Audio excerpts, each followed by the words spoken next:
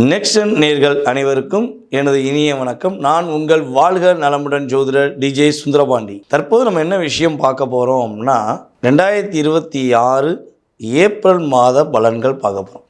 இந்த ஏப்ரல் மாதத்தில் பார்த்திங்கன்னா நம்முடைய சூரிய பகவான் ஆரம்பத்தில் மீன ராசியில் இருப்பார். அதுக்கு பிறகு 15ஆம் தேதிக்கு மேலே எங்கே வர்றாரு, நம்முடைய மேச ராசிக்கு வந்துடுவார். இந்த மேச ராசிக்குள்ளே சூரியன் வரும் காலம்தான் நம்ம என்ன பண்ணுவோம், தமிழ் புத்தாண்டாக கருதுவோம்.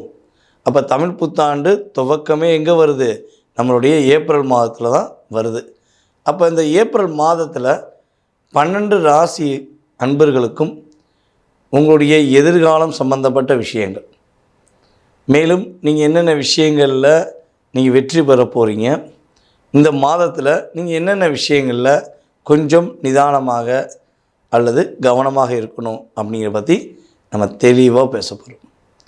அதாவது பொதுவாகவே பார்த்திங்கன்னா இந்த மாத பலன்கள் அப்படின்னு சொல்லி வச்சா ஃபஸ்ட்டு சூரியன், அதுக்கடுத்து பார்த்திங்கன்னா செவ்வாய், சுக்கிரன், சந்திரன், அதுக்கடுத்து குரு பகவான். நம்ம அதாவது மாதக்கோள்களான முடிச்சுட்டு சுக்கிரனை முடித்த பிறகு யார் பார்க்குறோம், நம்ம வருட கிரகங்களை பார்க்குறோம். குரு, சனி பகவான், ராகு பகவான். இந்த 9 கிரகங்களில் மேக்ஸிமம் 8 கிரகங்களை நம்ம மெயினாக எடுத்துக்கிறோம். சந்திரன் ஒரு மாதத்துக்கு 2.5, அதாவது ஒரு நாளைக்கு 2.5 நாளைக்கு ஒருக்க அவர் ஒரு ராசியை விட்டு இன்னொரு ராசி போய்கிட்டே இருப்பார். அது தின பலன்களில் வந்துடும். அப்போ இந்த மாத பலனில் ஃபஸ்ட்டு பெஸ்ட்டாக எடுத்துக்கிறது சூரியன், சுக்கிரன், செவ்வாய், புதன். இந்த கிரகங்களில் மையமாக வைத்து மற்ற ஏனைய கிரகங்களை உங்களுக்கு சப்போர்ட்டாக வச்சு தான் என்ன பண்ண போகிறோம், இந்த மாத பலனை எடுத்திருக்கோம். அப்போது உங்களுடைய ராசிக்கு எப்படி இருக்கும் அப்படின்னு நீங்கள் தெரிஞ்சுக்கணும்னு ஆசைப்பட்டீங்கன்னா வீடியோ முழுமையாக பாருங்கள். உங்களுடைய எதிர்காலம் சம்மந்தப்பட்ட இந்த ஏப்ரல் மாதத்தில் உங்களுக்கான ஒரு வாழ்க்கை பயணம் எப்படி இருக்க போகுது அப்படிங்கிறத தெளிவாக சொல்லியிருக்கேன். வாங்க வீடியோக்குள்ளே போகலாம்.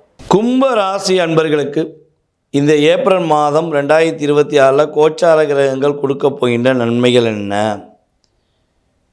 புதிய வாய்ப்புகள் உங்களை தேடி வரும். உங்கள்கிட்ட தேடி கொடுப்பாங்க. இந்த வேலையை நீங்கள் பாருங்கள், இந்த வேலையை நீங்கள் பார்த்தா சிறப்பாக செய்வீங்கன்னு நம்பிக்கை இருக்குது, உங்கள் மேலே நாங்கள் நம்புகிறோம் அப்படின்னு கொடுப்பாங்க. ஸோ அந்த வாய்ப்பை என்ன பண்ணணும், மிஸ் பண்ணாமல் பயன்படுத்தணும்.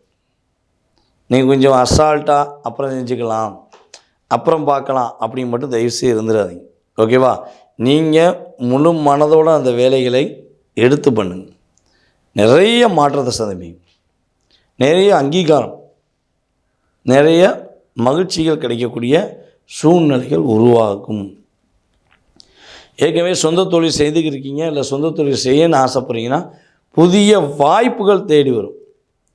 அப்படியே பிடிச்ச மாதிரி வேலையாக தொழிலாக இருக்கே, ஸோ இதில் அதிகமான லாபம் இருக்குமே, அப்படி என்ன பண்ண போகிறீங்க, உங்களை நீங்கள் உருவாக்கிக்க போகிறீங்கிறது உண்மை. பெரியவர்களுடைய ஆசீர்வாதம் கிடைக்க போகுது. உங்களுடைய என்ன சொல்கிறேன்னா, உங்களை பெற்றெடுத்த தாய் தந்தை அல்லது உங்களுடைய தாய் தந்தையை பெற்றெடுத்த உங்களுடைய தாத்தா பாட்டி, இவங்களுடைய ஆசீர்வாதம் உங்களுக்கு கிடைக்க போகுது. அதுதான் பெரிய விஷயம்.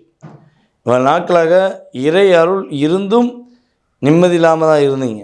இப்போ இறை அருள் உங்களுக்கு முழுமையாக கிடைக்க போகுது. உங்கள் லைஃப்பில் ஒரு பெரிய டேர்னிங் நீங்கள் என்ன பண்ண போகிறீங்க, உங்களுக்குள்ளே உருவாக்கி கொள்ள போகிறீங்கிறது உண்மை. அதுபோல் தங்க நகைகள் அடகு வச்சுருக்கீங்க, அல்லது உங்களுடைய வண்டி வாகனத்தை கொண்டு போய் அடகு வச்சுருக்கீங்க அப்படின்னா அதை திருப்பதற்கான சூழ்நிலை யார் கொடுக்க போகிறா, இந்த கோச்சார கிரகங்கள் தான் கொடுக்க போகிறாங்க. உறுதியாக நகைகளை மீட்டெடுப்பீங்க. தங்க நகைகள் வாங்குவதற்கான ஒரு சூழ்நிலை உண்டு. உங்களுடைய சகோதர சகோதரிகள் மூலமாக மிகப்பெரிய மாற்றத்தை சந்திக்க போகிறீங்க.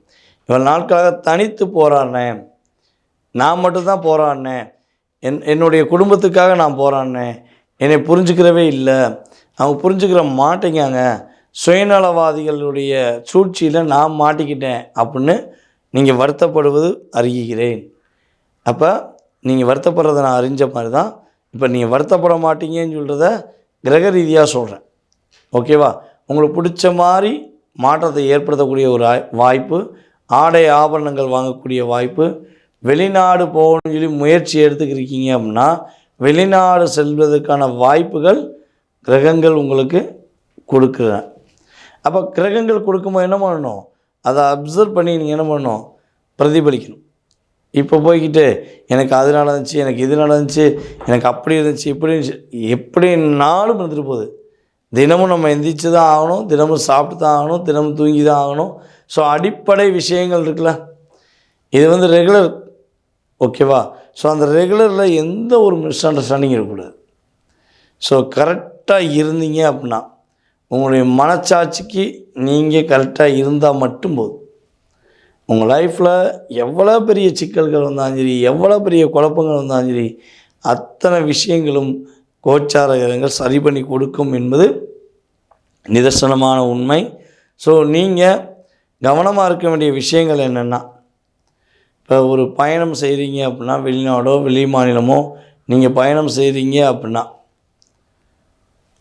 உங்களுடைய டாக்குமெண்ட்டை கரெக்டாக எடுத்து வச்சுக்கணும். உங்களுடைய தேவையான விஷயங்கள் கரெக்டாக எடுத்து வச்சுக்கணும். யாரையும் முழுசாக நம்பி போயிடக்கூடாது. நிதானமாக பொறுமையாக செயல்பட்டீங்க அப்படின்னா, நம்முடைய கும்பராசி என்பவர்களுக்கு குழப்பங்கள் இல்லாமல் நிம்மதியான மகிழ்ச்சி இருக்கும்போது அப்படியே நிதானமான முடிவு பர்ஃபெக்ட் அப்படின்னு நீங்களே உங்களுக்குள்ள ஒரு எனர்ஜியை உருவாக்கிக்கிருவீங்கன்னு சொல்லலாம்.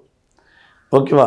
நீங்கள் கவனமாக இருக்க வேண்டிய விஷயங்கள் என்னென்னா, ஃபஸ்ட்டு விஷயம் அப்படின்னு பார்த்தீங்கன்னா, உங்களுடைய தங்க நகையை கொண்டு போய் யார்ட்டையும் அடகு வைக்காதீங்க. தெரிஞ்சவங்க தெரியாதவங்க உறவினர்கள் நண்பர்கள் தங்க நகையவோ அல்லது வீடையோ கொண்டு போய் அடமானம் வைப்பதை நிறுத்திக்கொள்ள வேண்டும். ஸோ அப்படி செய்யும்போது தேவையில்லாத ஒரு லாக் ஏற்படும். ஓகேவா? ஸோ இதிலெல்லாம் நீங்கள் கவனமாக இருந்தால் உறுதியாக நம்முடைய